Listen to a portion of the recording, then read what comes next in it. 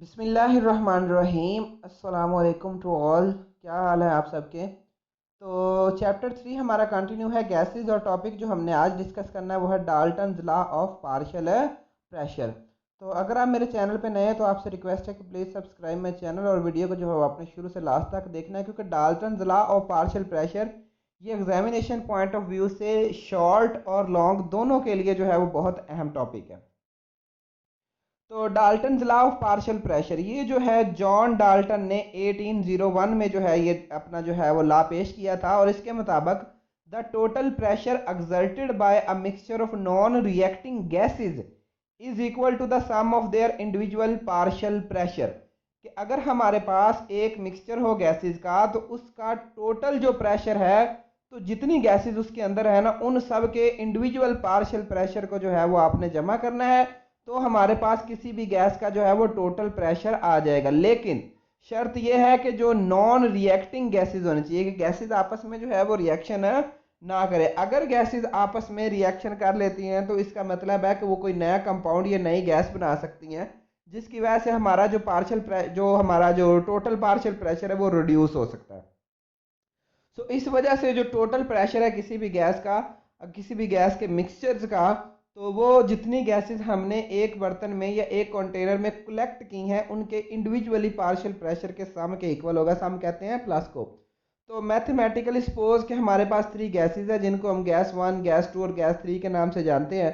तो अब जो इसका प्रेशर होगा गैस 1 का वो P1 होगा, गैस 2 का जो प्रेशर होगा वो P2 होगा, और गैस 3 का जो प्रेशर होगा वो P3 होगा। तो टोटल प्रेशर हमने निकालना है Pt। तो Pt will be equal to P1 plus P2 plus P3, where Pt क्या है, total pressure of the mixture of gases. और जो P1, P2 एंड P3 है ये partial pressure of gases, gas 1, gas 2 और गैस 3 का जो है रिस्पेक्टिवली है इन द मिक्सचर, किसी भी हमारे पास जो मिक्सचर है। अब एक्सप्लेनेशन के लिए मजीद हम जो है वो इसको सपोर्ट करते हैं विद वन मोर एग्जाम्पल। तो सपोज वी हैव 4 सिलेंडर। फर्ज करें हमारे पास 4 सिलेंडर है। सबसे पहले डायग्राम देख लेते हैं हम पहले, ताकि आपको आइडिया हो जाए। फर्ज करें हमारे पास 4 सिलेंडर है। पहले 3 सिलेंडर में पहले सिलेंडर में हमने H2 गैस लेनी है, दूसरे में जो है वो CH4 गैस लेनी है, और तीसरे में हमने O2 गैस लेनी है। तो ये 3 सिलेंडर में हमने गैसेस लेनी है, और इनके फिर हमने प्रेशर नोट कर लेने कि H2 अकेली गैस है, इसका क्या प्रेशर है, CH4 जो गैस है इसका क्या प्रेशर होगा, और O2 गैस है इसका क्या प्रेशर होगा। फिर हमने इन सारी गैसेस को 4th सिलेंडर में जो है वो ट्रांसफर कर देना। यहाँ पे ये हो जाएगा मिक्सचर ऑफ H2, CH4 और O2 गैसेस। अब जो हमने पीछे इनके पार्शियल प्रेशर जो मालूम किए हुए हैं ना इंडिविजुअल गैस के, H2 का अलहदा, CH4 का अलहदा और O2 का अलहदा, वो अब हम यहाँ पे सारी गैसेस चूँकि हमने इकट्ठा कर दी, तो हम चाहते हैं कि यहाँ पे हमें पता चल सके कि सारी गैसेस का प्रेशर कितना है। तो क्या करेंगे, इन सब के प्रेशर को जमा कर देंगे और हम कहेंगे कि ये इस मिक्सचर का ये प्रेशर है। तो अब जो है वो आप थ्योरेटिकल समझे कि सपोज वी हैव 4 सिलेंडर। फर्ज करें हमारे पास 4 सिलेंडर है, each of them is 10 dm³ in volume, और हर एक का जो वॉल्यूम है वो 10 dm³ ही लेना है। तो first cylinder has H2 gas having pressure of 400 torr, the second cylinder has CH4 gas having pressure of 500 torr, and the third cylinder has O2 having a gas having pressure 100 torr at same temperature. सबका temperature same है, और हमने क्या किया कि H2 gas ली जिसका pressure हमारे पास 400 टोर है, CH4 गैस ली दूसरे सिलेंडर में उसका जो प्रेशर है वो 500 टॉर है, और जो O2 गैस है उसका प्रेशर जो है वो 100 टॉर है। तो अब सारी की सारी गैसेज जैसा कि मैंने डायग्राम में बताया था, ये देख लें दोबारा कि सारी की सारी गैसेज जो है वो 4th सिलेंडर में जो है वो ट्रांसफर हो चुकी हैं। तो अब चूंकि सारी गैसेज 4th सिलेंडर में ट्रांसफर हो चुकी हैं, तो now all the gases are transfer to the 4th cylinder having volume 10 dm³ at same temperature.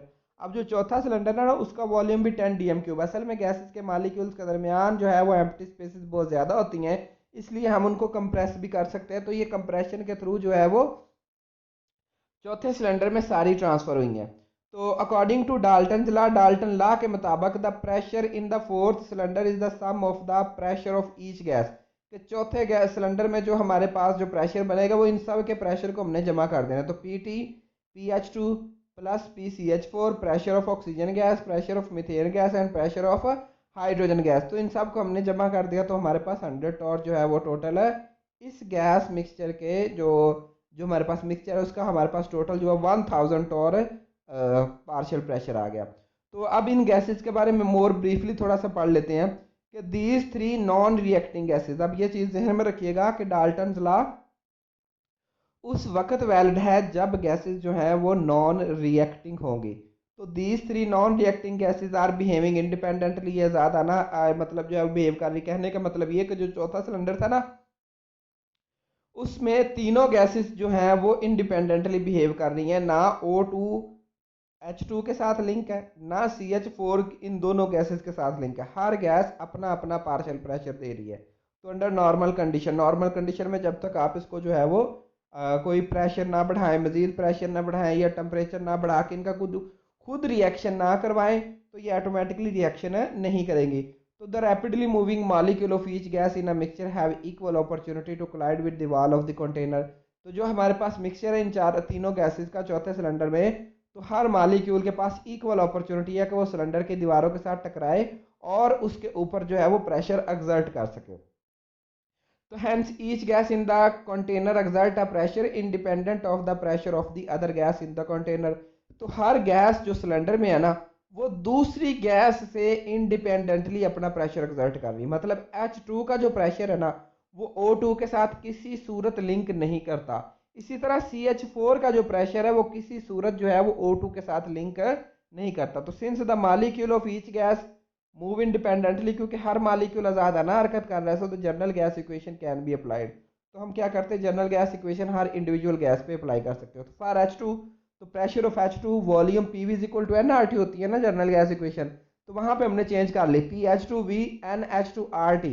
तो अब आप V इधर देखें, इधर मल्टीप्लाई हो रहा है, उधर जाके डिवाइड हो जाएगा। तो यहाँ पे हमारे पास ये बात सामने आएगी कि जो प्रेशर है, क्योंकि टेम्परेचर भी कॉन्स्टेंट, वॉल्यूम भी सारे चारों सिलेंडर का 10 dm³ है, तो चारों सिलेंडर का वॉल्यूम भी डिफरेंट नहीं है। तो इसका मतलब ये हो गया कि उन सब का वॉल्यूम जो है वो कांस्टेंट है, टेम्परेचर भी सेम है, मतलब कांस्टेंट है, और आर तो है ही जनरल गैस कांस्टेंट। तो ये सारे जो है वो फैक्टर कांस्टेंट है। तो हमारे पास जो रिजल्टिंग होगी ना इक्वेशन वो होगी PH2 directly proportional to NH2, यानी कि प्रेशर ऑफ H2 डिपेंड करता है number of mole of H2 के। जितनी ज़्यादा गैस उतना ज़्यादा प्रेशर होगा।